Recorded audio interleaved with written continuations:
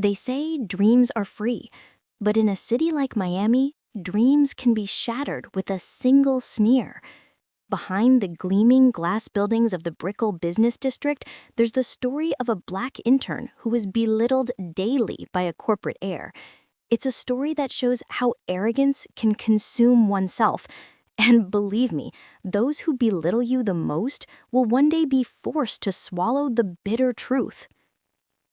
The Miami sun is never kind to pedestrians. Golden light reflects off the tall glass windows of office buildings, making the city appear both glamorous and dazzling. The streets are filled with sports cars, smartly suited office workers, and a constant cacophony of noise. Among these imposing buildings stands Henderson & Co., a giant business consulting firm known for its cool, ambitious, and intriguing imagery. The lobby of Henderson & Co. is like a stage.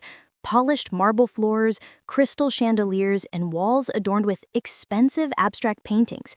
Here, everyone walks fast, speaks forcefully, and carries laptops as if their lives depended on the next presentation. For some, this was career heaven. For others, it was a jungle. At the center of this whirlwind of ambition was a 24-year-old named Malik Johnson. He was tall, with jet black skin that reflected the lobby lights, and eyes full of enthusiasm, albeit a touch of anxiety. Malik had just graduated from Florida International University with a major in international business. He wasn't the son of a rich man, nor the grandson of a conglomerate. His mother was a night nurse, his father a bus driver. Malik grew up in the Liberty City neighborhood, one of Miami's rougher neighborhoods. Yet, despite his limitations, Malik possessed something not everyone possessed, a hunger for opportunity. His first day at Henderson & Co. felt like a pipe dream. His cheap gray suit might have seemed simple compared to his colleagues' Armani suits, but Malik wore it with pride. In his hand was a worn notebook where he jotted down business ideas. He knew the corporate world might be cold, but he was ready to prove that intelligence could outweigh the price of a suit. But if Malik is the symbol of hope, then Ethan Henderson is the face of privilege. Ethan, 27, the only son of CEO Richard Henderson, walks into the office like a movie star. His blonde hair is neatly styled, his custom-made suit, his Italian leather shoes, and his watch costing the price of a small car. Everyone turns when he passes, not in admiration, but in fear. Ethan is used to getting everything without effort. Since college in Boston, he's lived behind his father's fame. And now, at the company, he's a senior manager not because of his abilities, but because of the blood that flows through his veins. The most painful thing? Ethan has developed a new habit, making Malik the butt of his daily jokes. That day, Malik had just finished a small report on renewable energy market trends. He was excited. He felt he could make a real contribution. As he was arranging the papers on the conference table, Ethan walked in casually, sipping expensive coffee. Ethan, sarcastically, "Oh, look, the intern brought us homework. What is this, Johnson, a college essay?"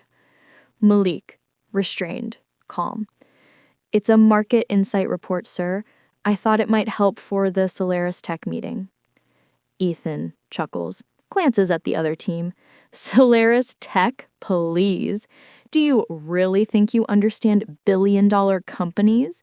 You should focus on getting my coffee order right." The room filled with chuckles from some of the younger staff, trying to play it safe.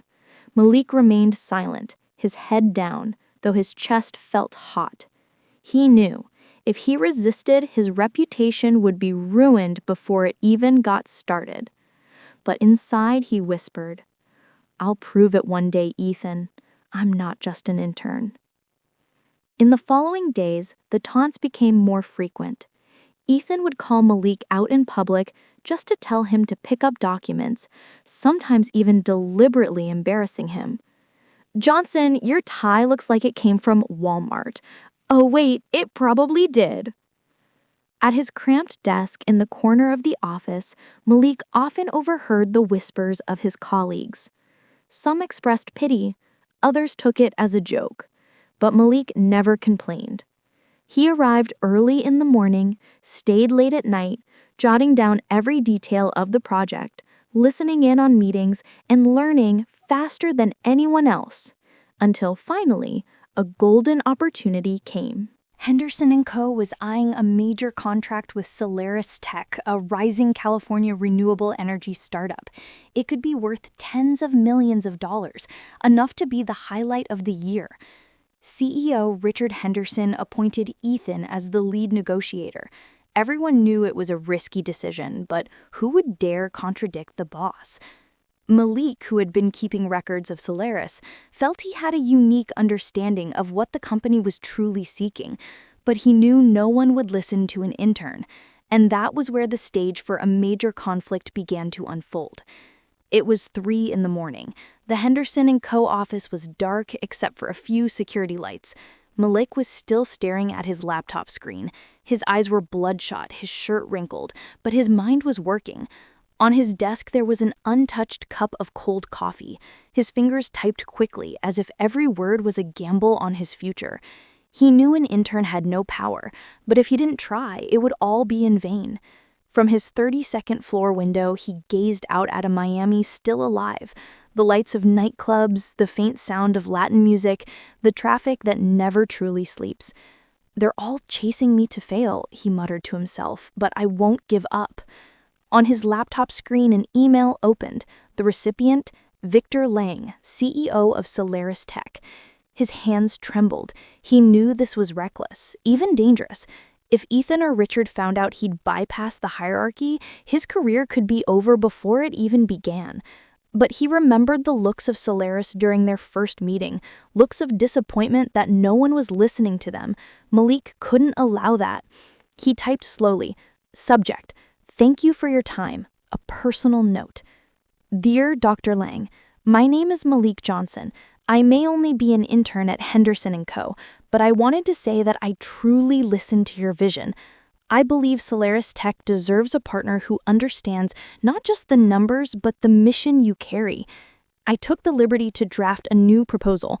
Please allow me to share it with you, not as an official representative, but as someone who believes in what you are building." He pressed the send button. For a moment, his heart beat so loudly it could be heard throughout the empty office floor. The next morning, Malik arrived at the office earlier than usual. His eyes were still heavy, but his mind was anxiously waiting. At exactly 9 a.m., a notification arrived in his personal email inbox. From Victor Lang. Malik could hardly believe it. With trembling hands, he opened the email. Dear Malik, I appreciate your honesty and your courage to reach out. Your proposal shows that you understand us far more than the official pitch did. Clara and I would like to hear more. Could you join us for a follow-up discussion this week? Sincerely, Victor Lang. Malik was silent. It was as if the world had stopped turning. He, a silent intern, had just received a direct invitation from the CEO of Solaris Tech. That day, the office atmosphere grew increasingly chaotic. Richard Henderson repeatedly called the management team, discussing the possibility of losing the Solaris contract. Ethan looked frustrated, but still tried to cover it up with a cocky smile. Ethan, to the team, arrogant. Relax, they'll come back. No one says no to a Henderson. But unexpected news soon emerged. Solaris Tech sent a formal email to Henderson & Co. They were ready to continue the discussion, but with one condition. Malik Johnson must be present and lead the presentation. The meeting room suddenly fell silent. Everyone turned to Malik, who was sitting in the corner with a confused look on his face. Richard, shocked, staring at Malik. Is this true? They specifically asked for you? Malik, slowly, nervously. Yes, sir. I reached out to them with a revised proposal. Ethan, exploding, angry. What? You went behind my back? You're just an intern. You don't have the authority. Richard stared at Ethan with sharp eyes, then back at Malik. There was anger, there was suspicion, but also curiosity. Richard, what exactly did you tell them? Malik, firmly bracing himself, the truth, that I listened, that I believe in their mission, and I showed them a plan that matches what they're trying to achieve. The room fell silent again. Some staff barely held back smiles. Others stared at Ethan in surprise. For the first time, the heir to Henderson & Co. seemed at a loss for words. Richard finally decided, fine. If Solaris wants you, Johnson, then you'll be at the table. But understand this, if you fail, it's not just your career. It's this entire company's reputation. Ethan stood, his face red, his fists clenched. He glared at Malik with hatred. Ethan, whispering, threatening, you think this makes you a hero? You're just a pawn. Don't forget that. But to Malik, the threat was just fuel. He knew the real battle had just begun. 3 a.m. It was dark at Henderson & Co.'s office, except for a few security lights. Malik was still staring at his laptop screen. His eyes were bloodshot, his shirt wrinkled, but his mind was still working. On his desk, there was an untouched cup of cold coffee. His fingers typed quickly, as if every word was a gamble on his future. He knew an intern had no power, but if he didn't try, it would all be in vain. From his 32nd floor window, he looked out at a Miami still alive, the lights of nightclubs, the faint sound of Latin music, the traffic that never really slept.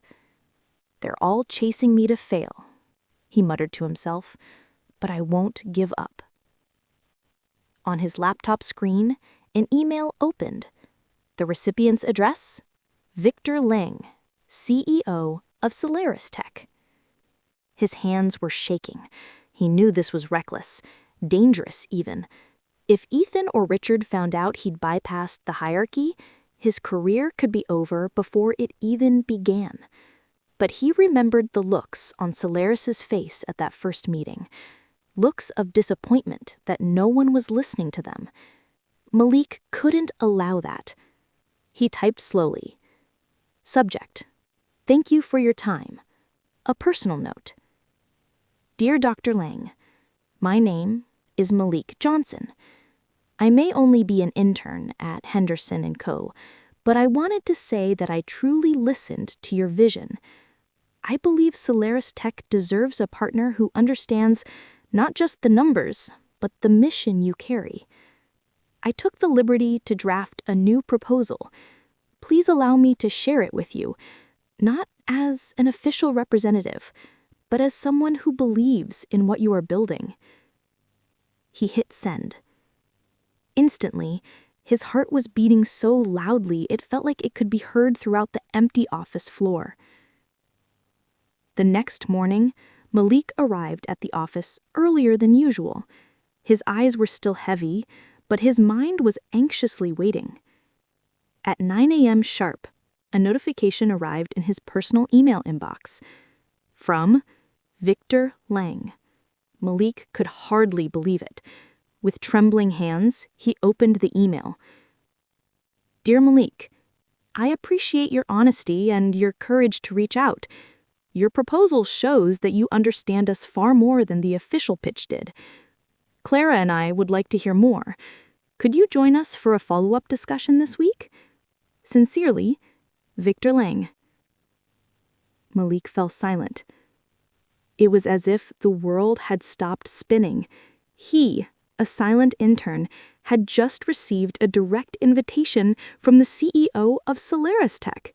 That day, the office atmosphere grew increasingly chaotic.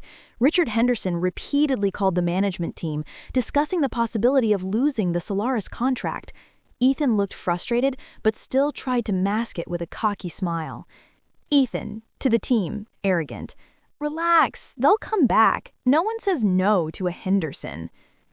But unexpected news soon emerged. Solaris Tech sent an official email to Henderson & Co. They were ready to continue discussions, but with one condition. Malik Johnson must be present and lead the presentation. The meeting room suddenly fell silent. Everyone turned to Malik, who was sitting in the corner with a confused expression. Richard, shocked, staring at Malik. Is this true? They specifically asked for you? Malik slowly, nervously. Yes, sir. I reached out to them with a revised proposal. Ethan exploding, angry. What? You went behind my back? You're just an intern. You don't have the authority. Richard stared at Ethan with sharp eyes, then back at Malik. There was anger, suspicion, but also curiosity. Richard, what exactly did you tell them? Malik firmly, emboldened. The truth. That I listened, that I believe in their mission, and I showed them a plan that matches what they're trying to achieve. The room fell silent again. Some staff barely suppressed smiles. Others stared at Ethan in surprise. For the first time, the Henderson & Co. heir seemed at a loss for words. Richard finally decided. Richard, fine. If Solaris wants you, Johnson, then you'll be at the table. But understand this. If you fail, it's not just your career. It's this entire company's reputation. Ethan stood, his face flushed, his fists clenched. He glared at Malik with hatred.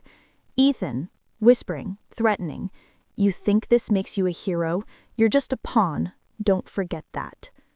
But for Malik, the threat was just fuel. He knew the real battle had just begun.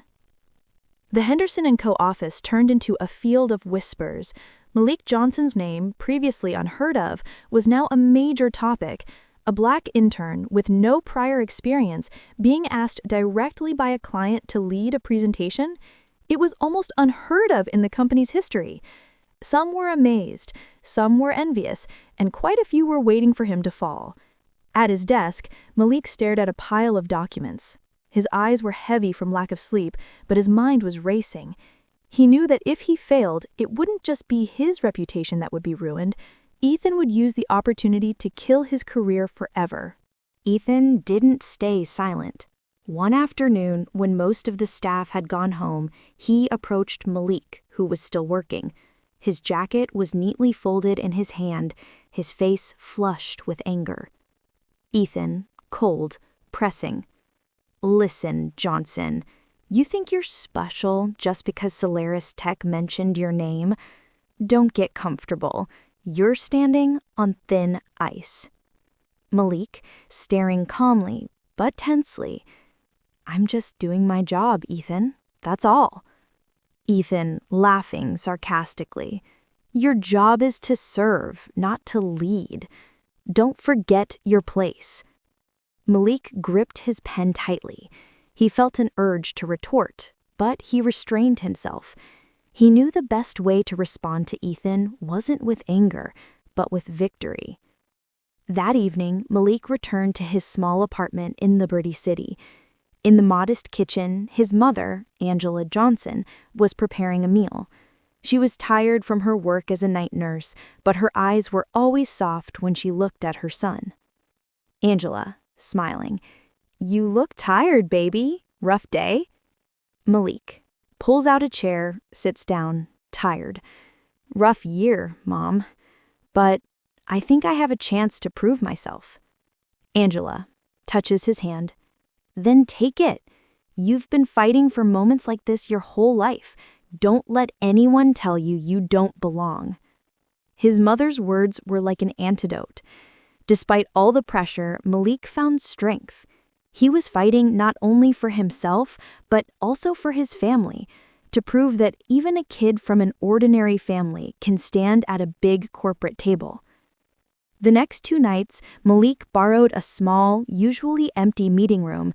He turned on the projector, compiled his slides, and began practicing his presentation alone. He imagined the image of the empty chair in front of him as Solaris Tech. His voice echoed in the quiet room, sometimes hoarse, sometimes shaky. He repeated it over and over again until the words flowed without hesitation. Several staff members who happened to be passing by caught sight of him. Some laughed, others began to admire him. Malik didn't care. The important thing was he was ready. On the third night, while Malik was practicing, a young colleague named Sophie Carter, a white junior analyst, entered with a stack of files. Sophie, smiling faintly, "You've been here every night, preparing for Solaris, huh?" Malik, surprised, then nodding. "I have to. I can't afford to fail." Sophie, putting down files, approaching. "Well, if you need someone to listen, I don't mind.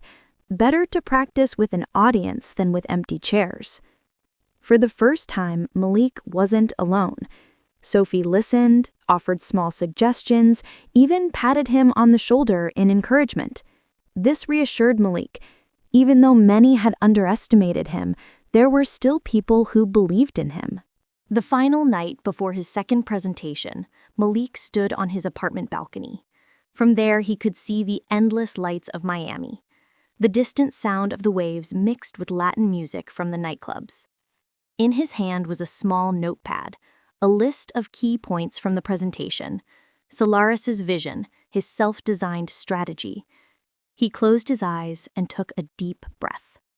Tomorrow, everything changes. Either I rise or I disappear. Day of the second presentation. That morning, Miami was bathed in sunlight, burning through the skyscrapers. From the 21st floor of Henderson & Co.'s office, a sea of wispy clouds could be seen in the distance.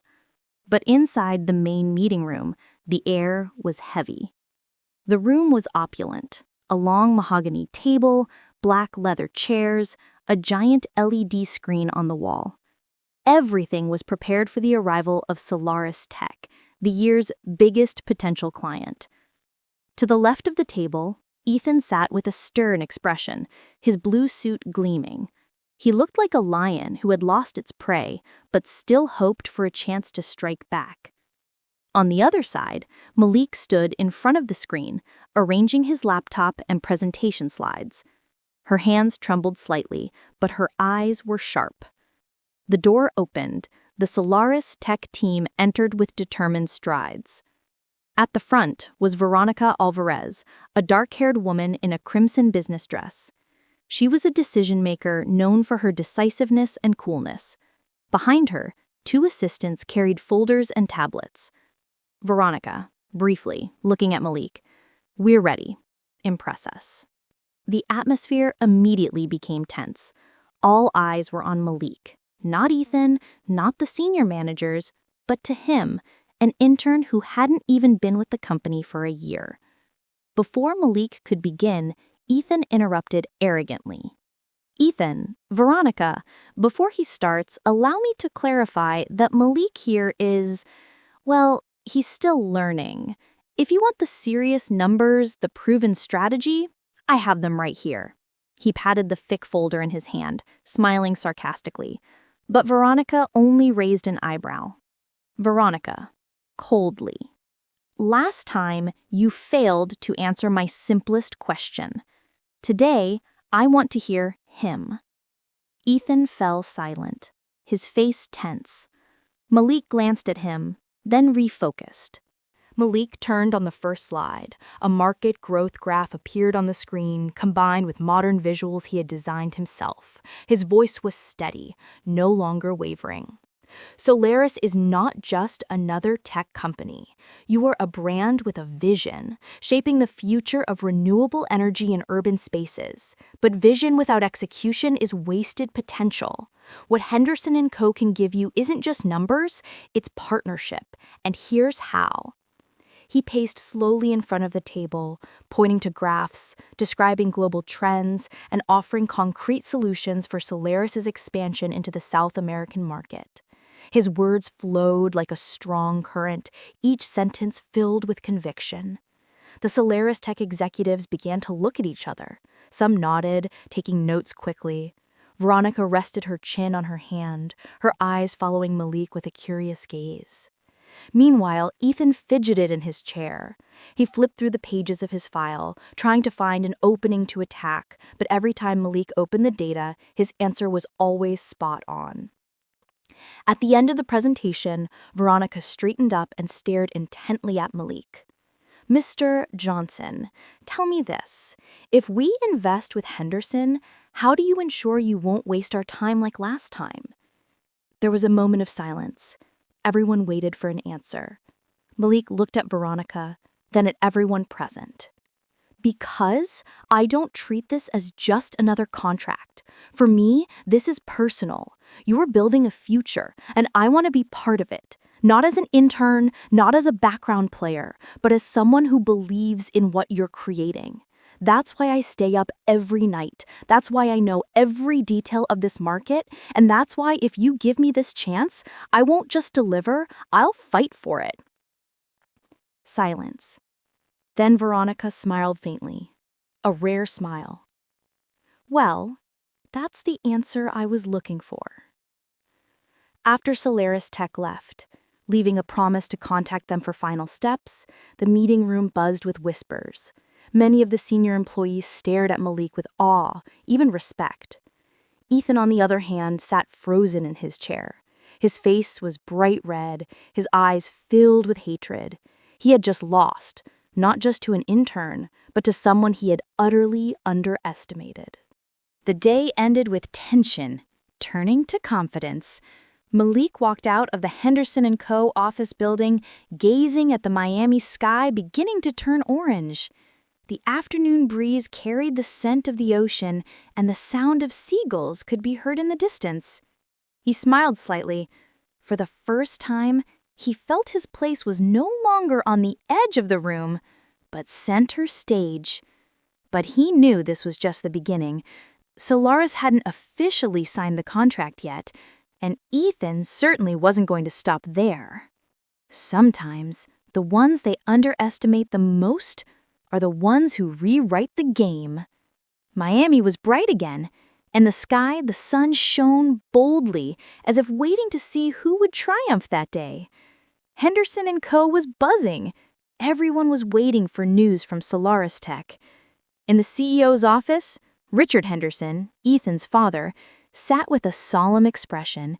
He was in his early 60s, with silver-white hair, a strong build, and a reputation for tough business. But this time, anxiety was clearly visible on his face. Ethan stood beside his father, wearing an expensive black suit.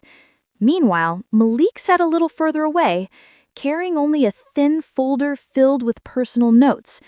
The contrast was stark, one filled with privilege, the other filled with struggle. The office phone rang. The secretary rushed in. "Mr. Henderson? Solaris is on the line." The room suddenly fell silent.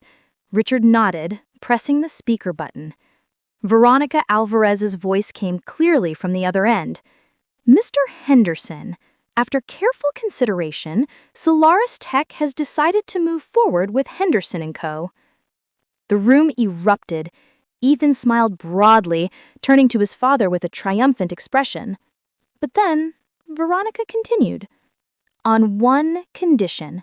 We want Malik Johnson to be our lead consultant. If he's not on this deal, we're out." It was as if the world stopped for a moment. Ethan froze, his face pale. Malik blinked slowly, his heart pounding.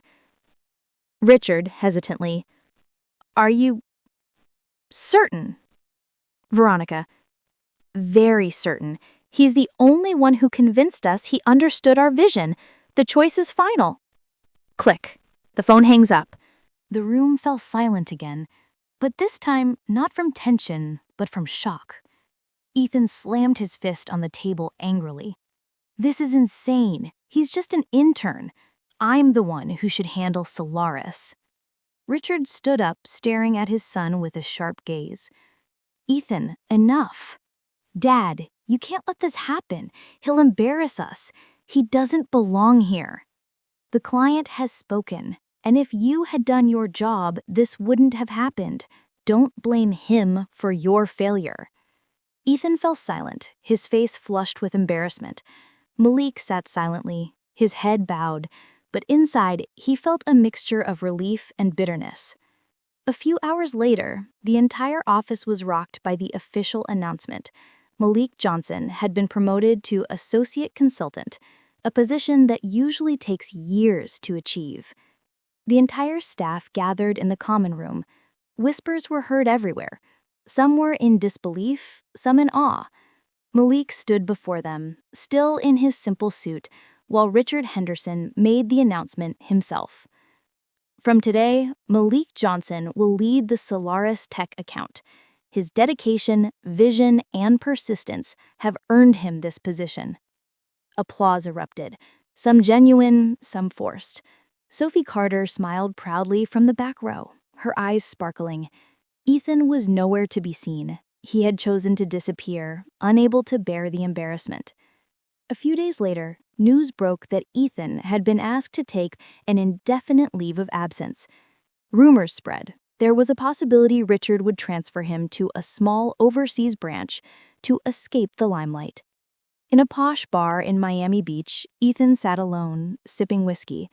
His gaze was blank, his thoughts filled with revenge. To him, the fallout wasn't over, but for now, he was mere a shadow of the elusive glory he once boasted. Meanwhile, Malik lived his new days with responsibility. He led meetings with Solaris Tech, signed important documents, and slowly built a reputation as a rising star in the business consulting world. One afternoon, he returned to his small apartment in Liberty City. Angela, his mother, was waiting in the living room with a proud smile. "Malik, I heard the news. You did it, baby." "We did it, Mom. This is just the beginning." That night, they had a simple dinner together, fried chicken, vegetables, and sweet tea. But to Malik, it felt more luxurious than a party at a five-star hotel, because his true victory wasn't just at the office, but in the hearts of his family. Several weeks passed. Miami remained alive with its bright lights and the sound of the waves. Malik stood on the balcony of his new office, a small room with large windows overlooking the city. He stared out at the horizon, smiling slightly. They mocked me, underestimated me, told me I didn't belong, but now I'm here, and this is just the beginning. The orange glow of the setting sun illuminated his face.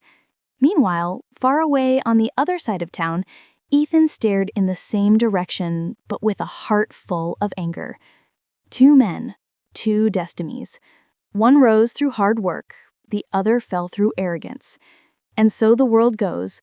Sometimes it's the most underrated who end up writing history.